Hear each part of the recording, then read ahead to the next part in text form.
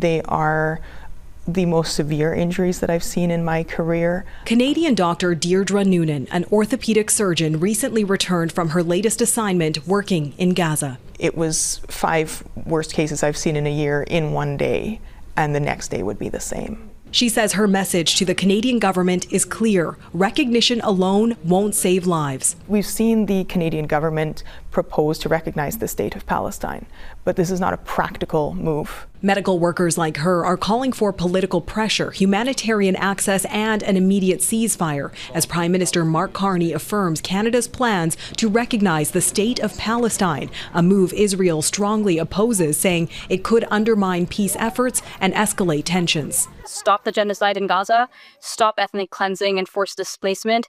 We are calling for an immediate and sustained ceasefire. Lift the siege. Canada needs to play its role and show real leadership in abiding by international humanitarian law and making the same demands. The Israeli Defense Forces says its military operations target Hamas militants, not civilians. Nunan says many of the patients she treated were children, some as young as 6 weeks old, and that gunshot wounds were common, including among civilians waiting for aid. The majority of the injuries that we were seeing were from explosive injuries. So this is missiles, shelling, largely on people who are at home with their families in their tents. She describes treating patients at Nasser Hospital in Han Yunis last month with minimal supplies, little or no anesthetic, limited clean water, and frequent power outages. The fuel shortage was threatening the functioning of the desalination plant. There were days when we didn't have enough fuel to run the generators in the hospital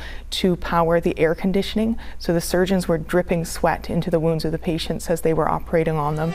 She's pushing for unrestricted aid into Gaza, saying current efforts like limited airdrops are unsafe and inadequate. In the hospital, there were children that were begging for water in the hallways. Nunan says Canada's next steps will be closely watched by those relying on urgent humanitarian aid. Neetu Garcha, Global News, Vancouver.